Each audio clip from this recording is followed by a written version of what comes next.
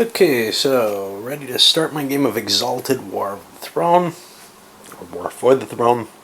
I've already distributed the little doinkers to indicate the value of the different things. You'll notice they all kind of add up to 5. So, some are going to produce greater wealth, some are going to produce greater essence. Everybody's got their 10 of each. I've randomly assigned characters to different positions. Not that that matters too much, except seating order is perhaps kind of important. I haven't looked at it enough. Only in 2 players it doesn't really apply. Let's look at the different powers. So the first thing, water is the black color. This kind of disturbs me. Earth's white, water's black, air's blue. I think water should be blue. Air's kind of clear, so it should be white. And, Earth should be brown, obvious. Whatever. Anyway, water's kind of cool. This is the one I had the first couple games I played. It's got the average 3s all across, which means you can always add 3 dice for the cost of essence to pretty much anything he does. His special effect is if he's got ships at sea, these numbers all rise to 5 for those ships. So they have really good numbers whenever they're at sea, which is kind of neat. In fact, that makes him stronger than anyone else at sea, pretty much. He also doesn't have to spend a coin to go from land to sea. I think this is the most powerful. He was not beatable in the couple of games we played. Not even close. He also gains an essence for each inner sea zone that he controls. So he produces essence for these in addition to the wealth, which makes it not unreasonable for him to exert putting force out there. Because he's getting a little bit more for it than otherwise. It's still only 3 compared to 5 for land areas, but in a multiplayer game, there's not going to be much competition for these. Of course, if he seizes close to all of them, somebody's got to deal with it. However, he can't raise War Mantis at sea. Nobody can. White is the earth aspect. You see a 3 over here in sorcery, a lower missile value, high melee, high shield though.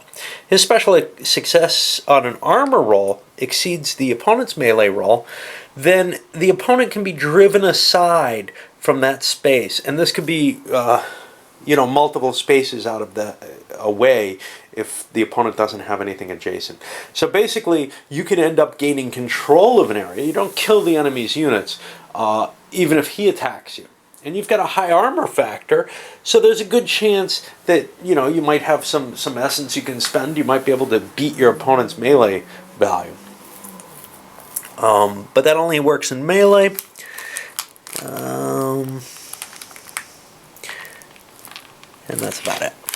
Which doesn't seem anywhere near as potent as water's ability. Of course, his ratings overall are better, but that's okay. Hers, I guess, that has tits. Okay, over here's fire. If melee destroys the entire force the opponent has, and quite often when we were playing, my wife was playing this power, she would, be able to attack things of mine where there's only one thing in them, then that person loses 3 coins for loss of equipment from fire. And if the coins aren't available, it comes out of essence. This posed me with some very, very difficult decisions. I think I was playing air against it. It was a tough thing to fight against because you're paying. I'm not sure that these are balanced. For example, I think water is the strongest, at least in a 2-player game. Okay, so air over here has very powerful sorcery, decent missile, but a low melee. He can do a sorcery attack on 2 separate dominions. What this basically means is you still end up with the same number of dice because you attack from one dominion into 2 others, but you can get more base dice in opposition against your opponents. And then you're able to spend essence not in excess of 5, and you split it between those 2 attacks. Event cards and charms have to be allocated as well. So that's not terribly valuable. You could attack 2 people in one region, which you normally can't do, so you could knock both of them out of it. Still, again, I'm not too impressed with that. This one I haven't seen. Green, high missile capability, decent sorcery. Low armor, though. That's dangerous, because armor is usually what you're rolling to keep your peoples alive, except in sorcery attacks. Dedicate a single of course, you still have to spend for it. Primary action to stage a missile attack on 2 separate dominions. Sounds like this one, and it really is. Essence spent is and cannot be split more than 5 between the 2. Yeah, this is the same power as the heir's sorcery power. Now we start choosing, and I've decided this guy's going to go first, just because, hey, you know, I randomized where they were going already. There's another roll for who goes first, assuming that people have the same number of territories, which is unlikely in this many players, but we'll see how that goes. So what basically happens is each player is going to count out 10 little things. It doesn't matter what they are at this point. It's 5. Well, towers don't work. 6, 7, 8, 9, 10. And now they've got to make a choice. What particular province do they want to land on? And to what extent? Now, water, I like him, and I'm going to drop a boat. And I'm going to drop it near him. This is because he does get an advantage from this. He's better at fighting in the water, and water is a victory possibility. He can push this game to the point where other people have to do things that are less valuable to them by moving into the water. Of course, this is still less valuable than the ground to him in the long game. If this game's going to take a long time, he's going to want to be on the ground. I'll do likewise with some of the others and talk about it. He could have put all his pieces in here, or a couple, or whatever. His feeling is defending with one boat is sufficient. When he goes on land, he'll probably place more than one piece. And as we swing around, we see the others, a couple of them white and green place 2 pieces, blue only place 1.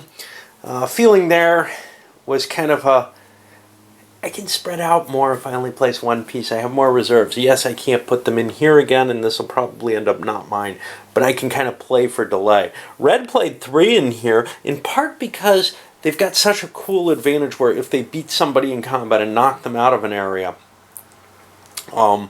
they get to take more away from the person. But it doesn't really do them good to do that, so we'll kind of see. I'll flesh out some more. Got a couple more times around, seeing kind of the same cautious play, black moving only into the water. Their thought still is, I can probably win the water. Well, the continent's filling up. In fact, it's completely filled up. All the land spaces have been claimed. Now, that doesn't mean you own them. As we can see here, Green said, hey, if I throw 3 people in here, I've got a chance of killing him there. And then I can shoot black boats using my archery ability and maybe shoot both of these boats and knock them both out. The important thing in this game is you never lose, unless the cards change things, you never lose much or anything from attacking. Now, the earth aspect with their defensive shield is a difference. Got some attempts to kind of maintain some locality of position. So, for example, red is in this location, white's kind of kept this location. But green and blue have spread out a bit. Green's throwing 3 in here is really kind of a, nobody else is going to go in there. Putting 2 in each place, well, someone might just throw more troops in there, but it's really unlikely someone's going to challenge a big force like that because they have to throw a big force in. 2s seem to be pretty much the decision of what the value came down to across the board. We'll see how it all plays out, though. Okay, well, we've gone around, I think, a couple more times. We're sort of seeing this, when green went in after blue, blue then went after green, and green can't reinforce this, of course, and then green went back after blue here. So there's definitely a rivalry forming there, and that's a rivalry which has prevented them from challenging black in the boats. Red and white both kind of came to this, hey, we got to stop black, They were the ones who placed here. Well, red placed in here, and white placed 3-1 against the black boat there. Pretty much, a strong showing. Although still, it all comes down to how much essence you spend. Black can spend 5 essence to win that battle. That gives him 6 dice. White, let's say it's a melee, can only spend 4, giving him 7. Close fight.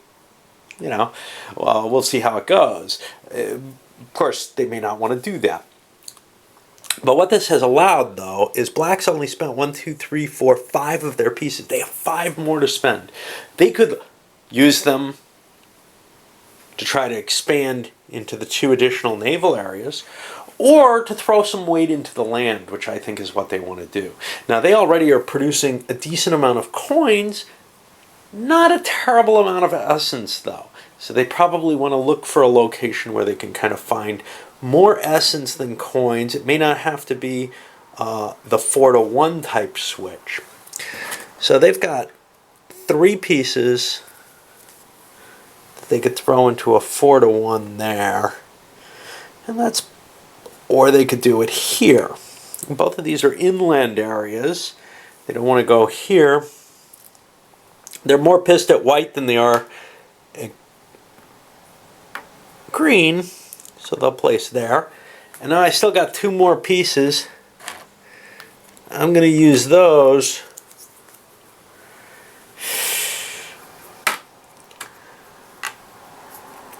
to hit a white boat here. And now we're set up. And at this point, I make a quick count of who has how many territories. I'll come back after I do that. I can look at one very quickly. So black has 1, 2, 3 territories as an example. Okay, these don't count because they're shared with other players. All right, so I counted them up. Black, as I said, had 3. White has only 2 over here. Red has 4. 1, 2, 3, 4. They were left mainly alone. Black went and chose to attack white, which meant red, who's still perceived as kind of one of the good guys, who's not in a fight, kind of, is okay. Blue and green both only have 1 because they're fighting it and mixing up with each other so badly. So now we enter the regular play of the game. Well, the first thing we're going to do is the draw phase. And each power, starting with our lead player, who's red, gets to undertake this phase. Now, red first draws an event card. Let me take a look at this one. Lunar Exalted, designate another player. The Lunar 7 Devil's Clever intercepts the taxes the player normally collects, so he generates only half the normal amount of coin in the treasury phase of the turn. This is perhaps something I want to use against black, but maybe not. Maybe I want to hold on to it. This is going to be tough for me because I've got to remember these cards are going to take a big play on the game. I'm also going to spend 3 of these suckers and buy myself a charm. And I get one that's not my color, which means I have to pay whenever I use it.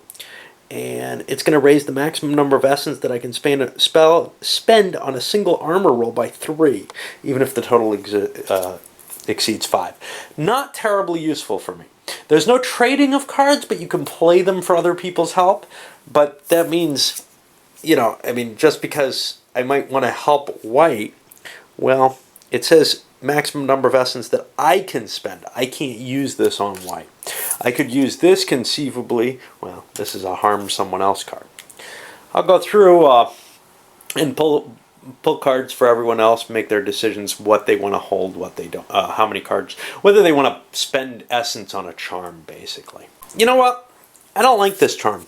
I'm going to discard it and draw another one. That's one of my options. I can do that once. I could keep buying charms, but I just want one. This is another white one. Your forces in one dominion or zone can move 2 regions away this turn, as long as the intervening one is essentially not occupied by anyone else. That sounds equally useless, but, well, I could spend more essence. I'm okay. I'm not in too many fights, only up here. I think I can live with kind of questionable cards. All right, we'll pull cards for everyone. Yeah, I don't have a lot of video here. I don't want to go into too much detail on the cards. We'll see them as they come up when they're interesting. Okay, so everyone gets a free event card, as I've mentioned. Blue and green, or white, yeah, blue and green, have chosen not to draw a charm card. And in fact, white chose it. Well, the black player with the oceans wanted a charm card. He wasn't thrilled with what he got. Charm cards can be very, very valuable. But the problem is you're spending 3 of your essence that you could be using for extra dice in battles. And unlike when I was playing 2-player, it looks like there's going to be a lot of opportunity for battle here. People other than red have gotten themselves into multiple fights across the board. White is fighting black across the board. Blue and green are fighting each other. So, well, we'll move on to the supply phase. This is pretty easy. We just count how many areas somebody has units in. So black has 1, 2, 3, 4, 5, 6, 7. So he owes 7 coins. Since everybody starts with 10, he'll have 3 left. You know, I shouldn't be going first with him. I should be going with red, but it doesn't really matter. The supply phase is pretty much automatic. You have no choice to make in there. I'll come back at the end of that. So that big 7 that black spent was the biggest that anyone spent because they're spread out mainly in, one guy in a space except for 2 spaces. Most of the others achieved a little bit more conglomeration of their units, so they spent significantly less. I think we had 5 for the white and red and 4 for the blue and green, who are kind of matched. What that means is we're going to the action phases, and I'm going to mark that because I want to take myself a little bit of a break here. But yeah, we'll go on and start to see how those play out. Okay, well, red's the first player still for the rest of the turn. The starting setup was randomized, right? But I have to choose their actions. For their primary action, I'm going to build a Mansa. That's going to cost me 8 production, and I'm going to use coins for that as much as possible because these things are too valuable. First of all, they're a potential victory condition, and I'm kind of looking at red by being peaceable, might be able to collect a bunch of these. In fact, if I was sitting on an area with more than 2 essence collection points, I would be playing those out. So that's going to be my primary action. My secondaries, well, I could shift forces around and do some movement or whatever, but there's really nothing there I want to do. What I am going to do is launch an attack on black here. I'm going to do that first before I commit to my primary action. So here I've got a base of 2 dice, and I'll be fighting against black with 1. Okay? I have to commit to card use and coin use before black chooses. So, hey, this movement bonus, I don't want to do that. Designate another player. Intercepts the taxes. He only generates half. Well, I certainly don't want to do that. So I'm not going to throw any of that in. I'm allowed, because this is melee, to put up to 5 extra dice in. I don't want to do that. But he's allowed to put 5 in as well. So I've got to be kind of careful about this. I'd like to defeat him because it would cost him coins and such not. So I'm going to buy myself 2 extra dice. Again, I'm trying to save these. So I don't want to be too violent, but I also am worried that black is in pretty good shape at this moment. Yeah, white's fighting him. But I want to at least look like I'm throwing the good fight in place. Now, black has 1 die. He has these. Designate another player. He generates no essence from his war manses. That looks pretty iffy. And then Ox Body technique. Play it when your legions or ships should be destroyed. And you can keep it alive. Which is pretty potent. I'll consider that as a play. If I lose the ship, The question is, how much do I want to defend this? Well, something terrible happens if I lose this battle, which is that I'm going to lose 3 coins. I had better not lose this battle. I'm facing 4 dice. I'm going to spend 4 because I'm involved in a couple of battles and have 5 dice to roll. I'll come back after I roll because I can't really do...